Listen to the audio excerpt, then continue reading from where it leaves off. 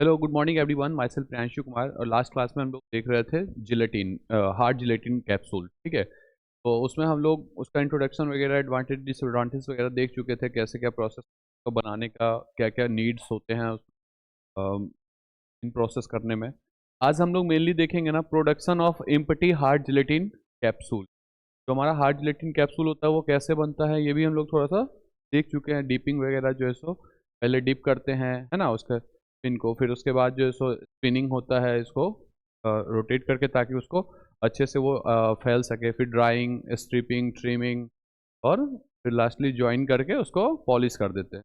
ये सारी चीज़ें हम लोग एक ओवरव्यू देख के फिर हम लोग फाइनली हम लोग देखेंगे filling of hard gelatin capsule.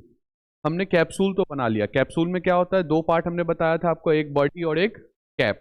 ठीक है, तो जो कैप्सूल में हमारा जो दो पार्ट है, जब वो बन के तैयार हो गया तो फाइनल उसमें क्या होता है, फिलिंग। क्या फिल करते हैं हम लोग कैप्सूल के अंदर, जो हमारा एपीआई होता है, ड्रग होता है ना, ये हम लोग फिलिंग करते हैं कैप्सूल के अंदर। Filling of hard gelatin capsule. Hard gelatin capsule के अंदर हम लोग कैसे जो है सो ड्रग मटेरियल को फिल करेंगे। का मेथड है hand operated capsule filling machine. तो जो मशीन हम लोग यूज करते हैं वो क्या होता है, hand operated capsule filling machine. ठीक है, place empty capsules onto the loading tray. उसमें एक लोडिंग ट्रे बना हुआ होता है, उसके अंदर हम लोग क्या करते हैं, जो हमारा एम्प्टी कैप्सूल होता है उसको क्या करते हैं, प्लेस करते हैं, रख देते हैं। फिर and place tray onto machine, तब फिर उस ट्रे को क्या करेंगे, मशीन के ऊपर रख देंगे। और फिर पुल लॉकिंग लेवर फॉरवर्ड, जो उसमें लॉकिंग लेवल होता है ना, उसको हम लोग क्या करते हैं, पुल करके उसको लॉक कर देते हैं। फिर उसके बाद सेकेंड स्टेप क्या है, place powder tray on filler keeps powder from spinning.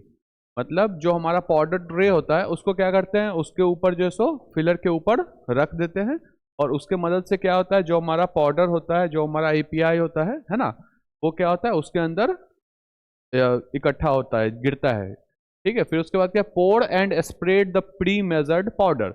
जो पहले से वो हमारा मेजर्ड पाउडर है, जो ड्रग है हमारा, उसको हम लोग क्या करते हैं, उसमें पोर करते हैं, डालते हैं और स्प्रेड कर देते हैं। ठीक है, फैला देते हैं, ताकि जो हमारा कैप्सूल जो उसमें हमने पुट किया था, प्लेस किया था पहले से, उसमें क्या होगा, वो सेपरेटली जो है सब में चला जाएगा। ठीक है, this allows you to fill more powder in each capsule.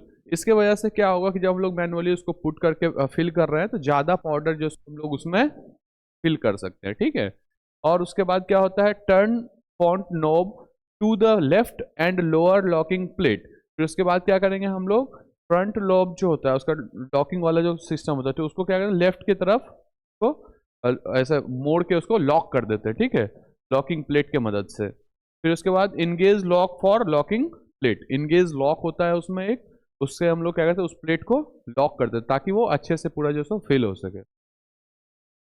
फिर उसके बाद वाला प्रोसेस क्या है, hold tamper handle and push down on long handle. फिर जो हमारा tamper holder holding sorry tamper holding holder handle होता है, उसको क्या करते हैं हम लोग, पुश डाउन करते हैं, और उसको जो है सो लॉन्ग हैंडल जो होता है उसके ऊपर हम लोग उसको ऐसा प्रेस कर देते हैं। फिर क्या, bodies are pushed on pushed up into cap.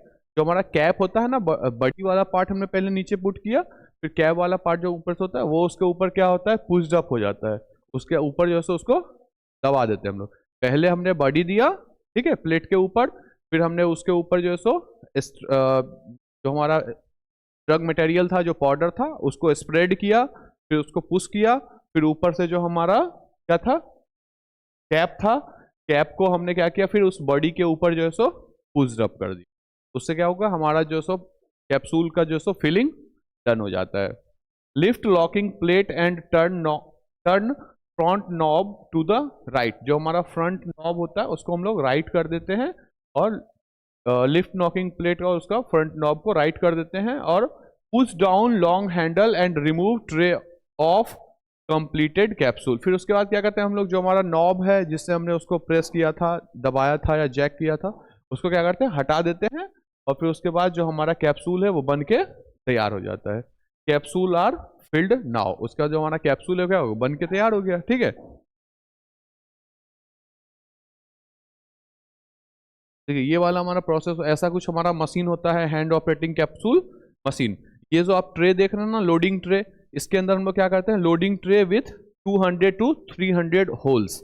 इसमें 200 से 300 होल्स होते हैं, जिसमें हम लोग क्या करते हैं, जो हमारा बडी होता है उसको हम लोग यहाँ पे क्या करते हैं, प्लेस कर देते हैं। ठीक है, हर लाइन में ऐसा ऐसा जो आपको लाइन दिख रहा है वहां पे हम लोग बडी को प्लेस कर देते हैं। फिर इसको उठा के क्या करेंगे, यहाँ पे ये जो आप देख रहे हैं बेड, उसके ऊपर, उस होल के ऊपर रख देते हैं।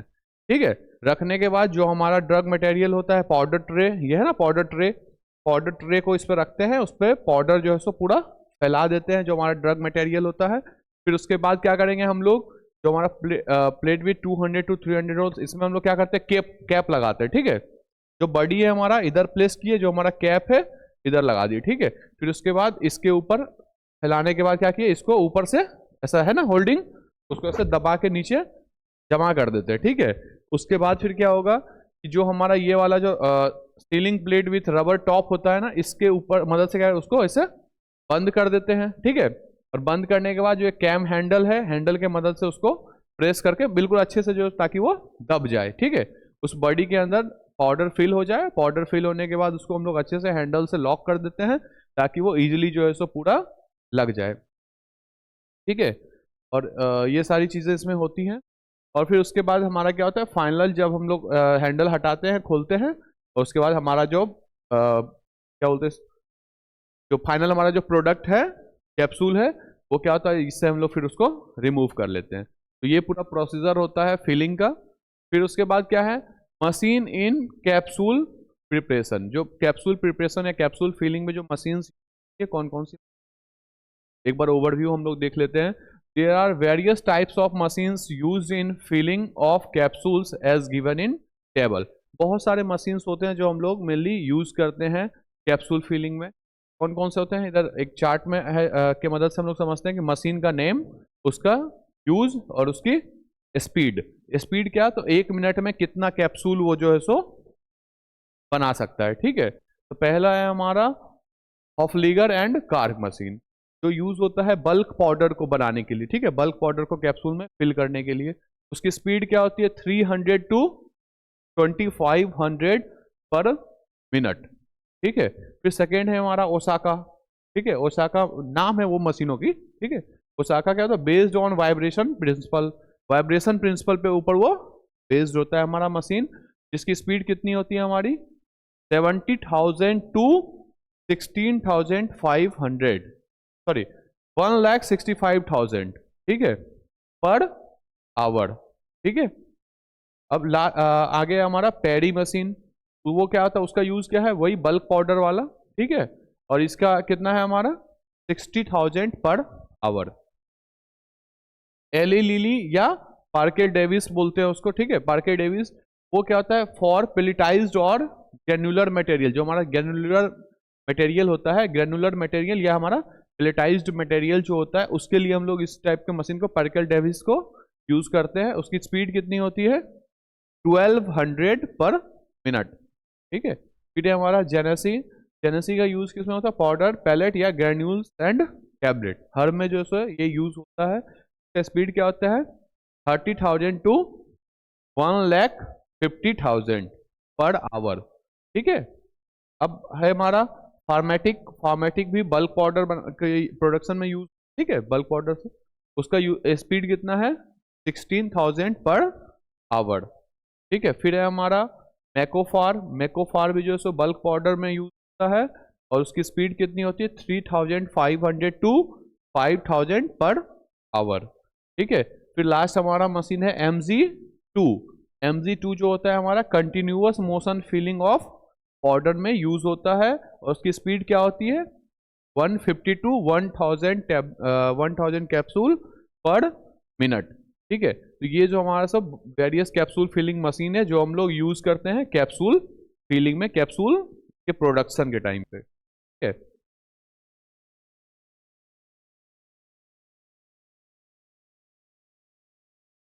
अब जब हमारा कैप्सूल बन के तैयार हो गया, उसमें फिलिंग हो गई, तो कुछ ना कुछ उसमें डिफेक्ट्स भी होते हैं, है ना। हम लोग देखते हैं कि defects of hard gelatin capsule. Hard gelatin capsule में क्या क्या डिफेक्ट्स आते हैं। ठीक है, कैप्सूल बनने के बाद उसमें क्या क्या डिफेक्ट्स हो सकते हैं। तो पहला डिफेक्ट हो सकता है हमारा कलर डेविएशन। ठीक है, उसका कलर जो है सो डाइवर्ट हो जाए, अलग कुछ हो जाए। It is caused by relative bad stability of selected dyes and pigments.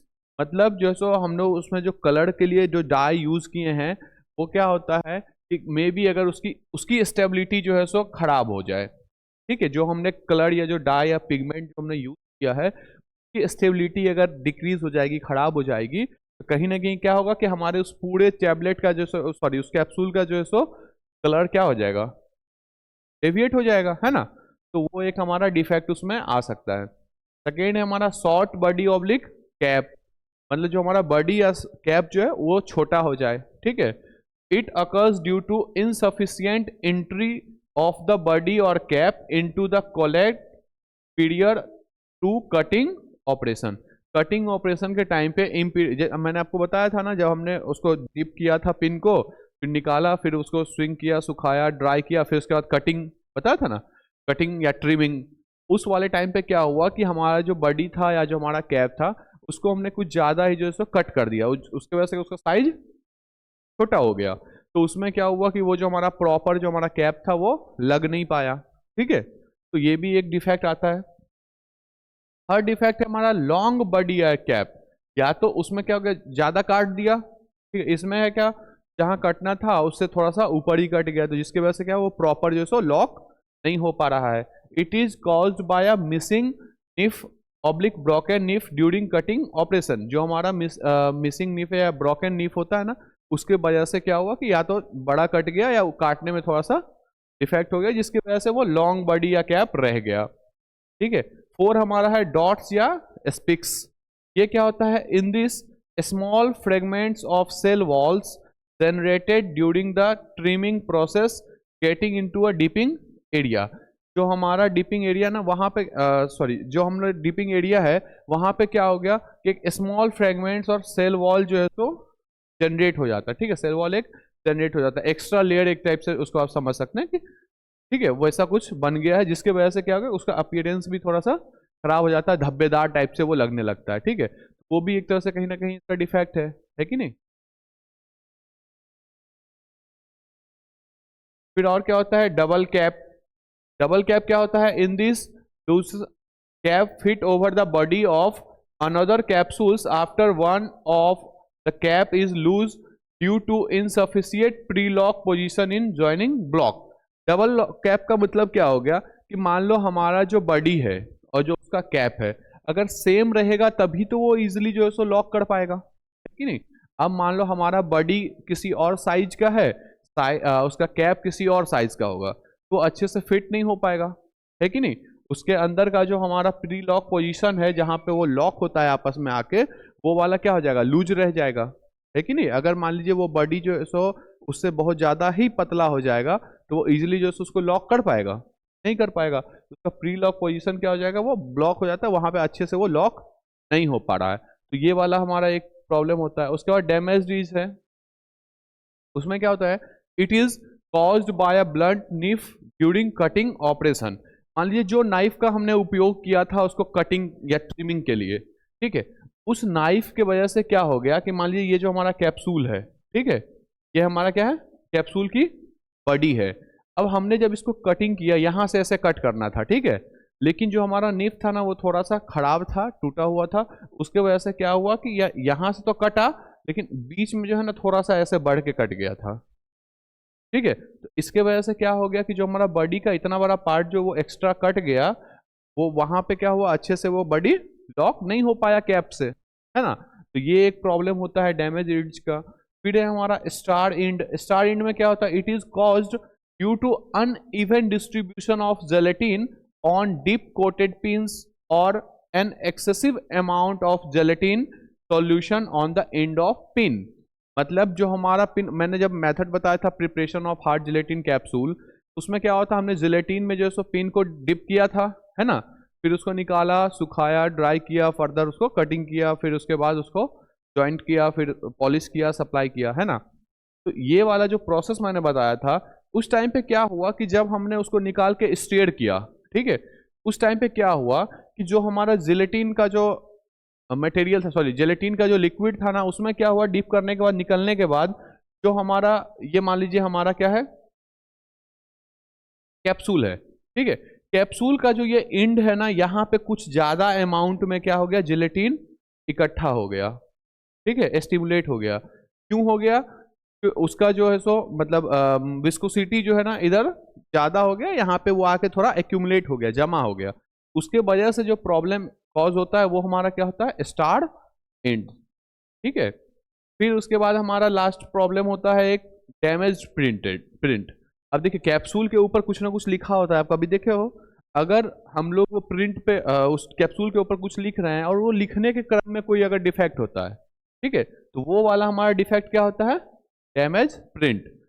It is due to improper ink viscosity and applying pressure uneven flow of ink. अब क्या हो गया इसमें कि जब हमने उस टैबलेट के ऊपर, सॉरी उस कैप्सूल के ऊपर लिखने के लिए इंक डाला, तो उस इंक की जो है सो विस्कोसिटी क्या थी, मतलब सही नहीं थी, उसके ऊपर प्रेशर कुछ ज्यादा लग गया है ना, या कुछ कम लग गया। तो उस प्रेशर के वजह से उसकी विस्कोसिटी, उस इंक के विस्कोसिटी की वजह से क्या हुआ, वो ऊपर जो सो अच्छे से उसके ऊपर लेवल लग नहीं पाया, ठीक, अच्छे से उसके ऊपर प्रिंट नहीं हो पाया। क्यों नहीं हो पाया? Due to uneven flow of ink. Ink जो है सो उस पर अच्छे से इक्वली जो है सो इवनली फ्लो नहीं कर पाया, ठीक है। उसके वजह से जो डिफेक्ट होता है वो हमारा क्या होता है, डैमेज्ड प्रिंट, ठीक, समझ गए ये चीज? ये कुछ डिफेक्ट्स थे हार्ड जिलेटिन कैप्सूल के। अब हम लोग देख लेते हैं storage condition of hard gelatin capsule. Storage condition क्या होता है हमारा, hard gelatin capsules should be protected from sunlight. जो हमारा हार्ड जिलेटिन कैप्सूल है उसको हम लोग सनलाइट से क्या करते हैं, बचा के रखते हैं, प्रोटेक्ट करके रखते हैं। एक्सेसिव हीट एंड ह्यूमिडिटी, हमने आपको जब बताया था ना रिक्वायरमेंट्स वगैरह क्या क्या चाहिए होता है, कितना ह्यूमिडिटी चाहिए होता है, कितना टेम्परेचर चाहिए होता है, उस चीज से हमको क्या होता है, एक्सेसिव हीट से, ह्यूमिडिटी से या सनलाइट से हार्ड जिलेटिन कैप्सूल्स को प्रोटेक्ट करना होता है, ठीक है। It should be stored at temperature range between 15 to 25 degree Celsius. जो हमारा हार्ड जिलेटिन कैप्सूल होता है उसको कितना डिग्री टेम्परेचर चाहिए होता है, 15 टू 25 डिग्री सेल्सियस ही टेम्परेचर चाहिए होता है, ठीक है। उससे ज़्यादा हम लोग उसको नहीं रख सकते हैं, ठीक है, या उससे कम में भी हम लोग नहीं रख सकते। 15 टू 25 डिग्री सेल्सियस टेम्परेचर ही चाहिए।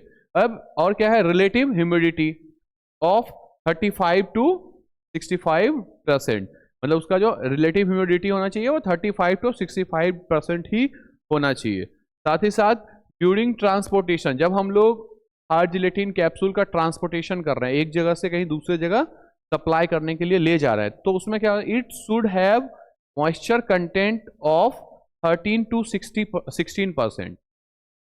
जो मॉइस्चर कंटेंट है उसमें, ठीक है, वो कितना होना चाहिए, 13 से 16% ही होना चाहिए। And relative humidity of 50% at 21 degree Celsius. 21 degree Celsius पे 50% रिलेटिव ह्यूमिडिटी ही होनी चाहिए। तो ये कुछ हमारे स्टोरेज कंडीशन थे हार्ड जिलेटिन कैप्सूल के। तो हमने हार्ड जिलेटिन कैप्सूल को आज पूरा देख लिया, पूरा इसका खत्म हो गया। नेक्स्ट क्लास से हम लोग क्या पढ़ेंगे, सॉफ्ट जिलेटिन कैप्सूल, ठीक है। Thank you very much to all of you.